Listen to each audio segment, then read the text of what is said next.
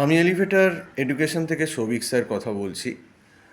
আমি সবাইকে জানাতে চাই যে আমাদের এলিভেটর এডুকেশন কিন্তু ম্যাটের টিউশন প্রোভাইড করছে এবং ম্যাট যারা তোমরা 2026-এ এই সামনের ডিসেম্বর বা ফেব্রুয়ারি মার্চের ম্যাটটা দিতে চাও, তারা কিন্তু ইমিডিয়েটই আমার মনে হয় টিউশন জয়েন করাটা বুদ্ধিমানের কাজ।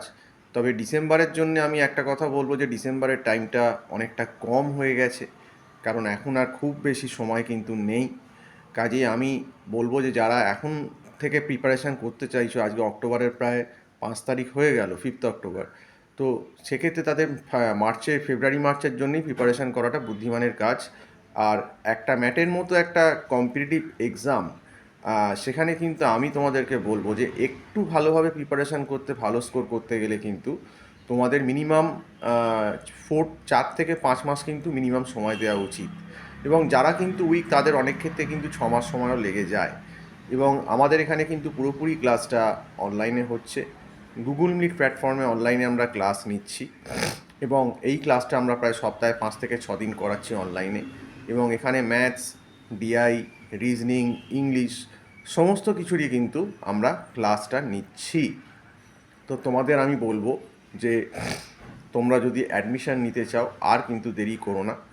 আর আমাদের এখানে কিন্তু ছোট ছোট ব্যাচে আমরা পড়াই বা ইন্ডিভিজুয়ালিও পড়াই, এবং আমাদের এখানে সবথেকে যেটা বড় সুবিধে যে আমরা একটা কিন্তু মান্থলি সিস্টেমে কিন্তু পড়াই।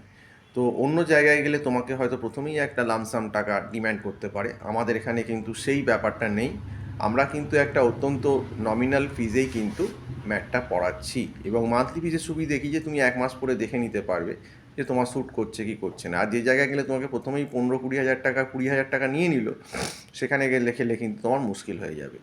তো সেই জন্যে বলছি যে আর আমরা কতগুলো ট্রিক্সও বলে দিই, কারণ একটা কম্পিটিটিভ এক্সামের তো সব কিছু করা সম্ভব নয়।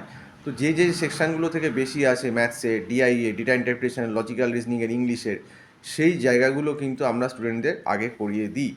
এবং আমরা স্টুডেন্টকে মক টেস্ট কীভাবে দেবে সেটাও গাইড করে দিই, কারণ একটা টেকনিক আছে।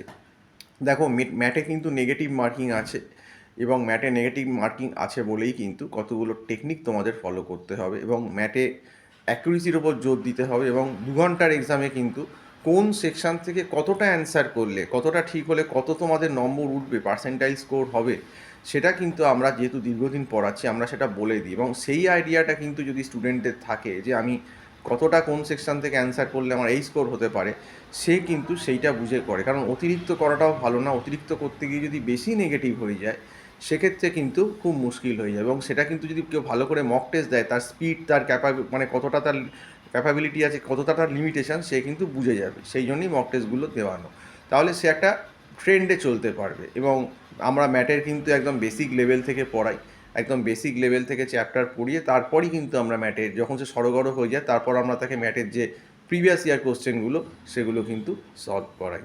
তো তোমরা যদি আমার এখানে টিউশন করতে চাও, আমার যে নাম্বারটা ডিসক্রিপশানে দেওয়া রয়েছে, মানে আমার টাইটেলে যেটা দেওয়া রয়েছে, আবার নাম্বারটা বলেও দিচ্ছি, 9831044518। এই নাম্বারে আমার হোয়াটসঅ্যাপও আছে, হোয়াটসঅ্যাপও করতে পারো, কলও করতে পারো, 9831044518। তো আজকে এই অবধি বলেই শেষ করছি। সম্পূর্ণ ভিডিওটা দেখার জন্য অসংখ্য ধন্যবাদ।